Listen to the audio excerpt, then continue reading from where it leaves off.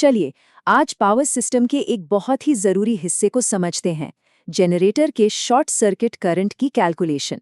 ये जानना कि जब सिस्टम में कोई बड़ी गड़बड़ी होती है तो असल में होता क्या है, ये बहुत जरूरी है। तभी तो हमारे घरों की बिजली चालू रहती है। जरा सोचिए, एक पावर जनरेटर में शॉर्ट सर्किट हो गया तो उसकी ठीक बाद पहले कुछ मिलीसेकंड में क्या होता है। असल कहानी तो वहीं शुरू होती है और हमें सबसे ज्यादा ध्यान भी वहीं देना है। इस ग्राफ को देखिए जरा, ये अपने आप में एक पूरी कहानी बताता है। ये जो शुरुआत में एकदम से ऊंची उछाल दिख रही है ना, बस यही है सब ट्रांजिएंट पीरियड। ये बस कुछ पलों के लिए ही होता है, लेकिन इसी वक्त करंट अपने पीक पर होता है और मशीन पर जबरदस्त दबाव डालता है। और ये दबाव ये कोई मामूली दबाव नहीं है। शॉर्ट सर्किट के दौरान जो मैकेनिकल फोर्स पैदा होती है वो करंट के स्क्वायर के बराबर होती है। मतलब करंट में जरा सी भी बढ़ोतरी का नतीजा बहुत ही विनाशकारी हो सकता है। इसीलिए ये शुरुआती कुछ पल जनरेटर के लिए सबसे खतरनाक होते हैं। तो सवाल ये उठता है कि इस भयानक करंट को रोकता कौन है?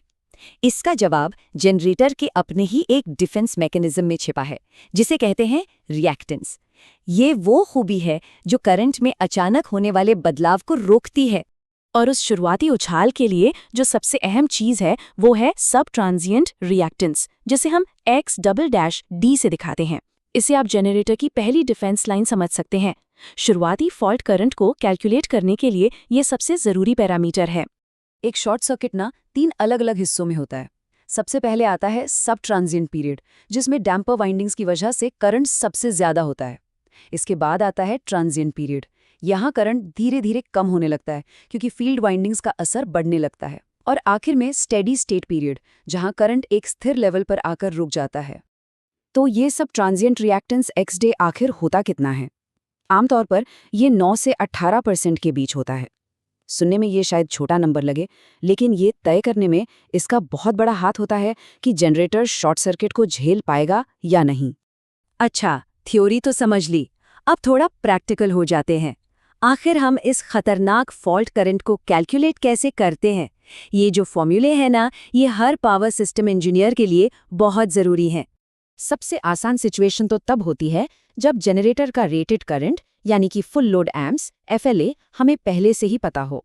यहाँ से कैलकुलेशन शुरू करना सबसे सीधा और आसान है। फॉर्मूला भी बहुत आसान है। आपको बस फुल लोड एम्प्स को सब ट्रांजिएंट रिएक्टेंस X-D से डिवाइड करना है। बस ये कैलकुलेशन हमें उस मैक्सिमम फॉल्ट करंट का काफ़ी अच्छा अंदाज़ा दे देती है जिसके लिए पूरे सिस्टम को डिज़ाइन किया जाना चाहिए। लेकिन क्या हो अगर हमारे पास FLA की वैल्यू ना हो? तो घबराने की कोई बात नहीं है। अगर KVA रेटिंग और वोल्टेज पता है तो भी फॉल्ट करंट निकाला जा सकता है। ये एक और सिचुएशन है जो इंजीनियर्स के सामने अक्सर आती है। इसके लिए 2 स्टेप्स हैं। पहले KVA को रेटेड वोल्टेज और √3 से डिवाइड करके FLA निकालते हैं। और एक बार FLA मिल गया तो बस हमारा पुराना वाला फॉर्मूला इस्तेमाल करना है। मतलब मकसद हमेशा पहले FLA को ढूंढना ही होता है।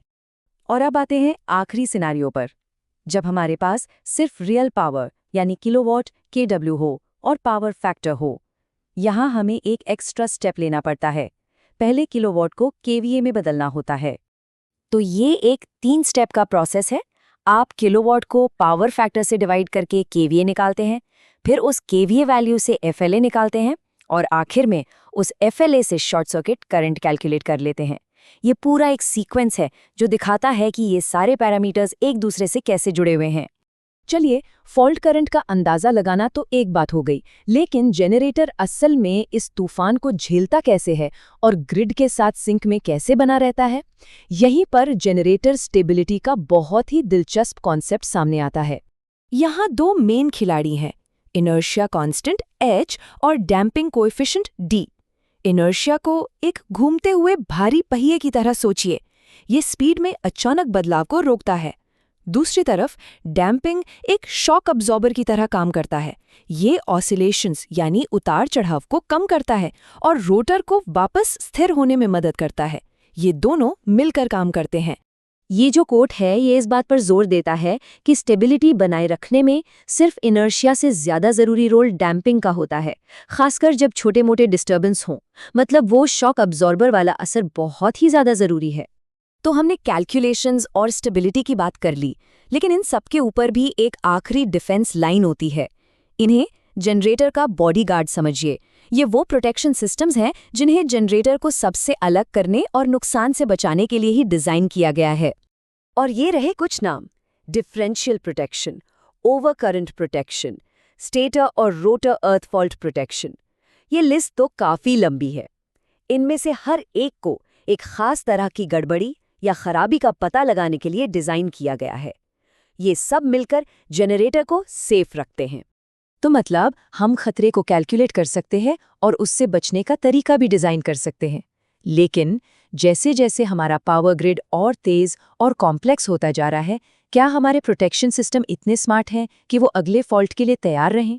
ये वो सवाल है जो पावर सिस्टम इंजीनियर्स को सोचने पर मजबूर करता है, और हम सबके लिए भी सोचने वाली बात है।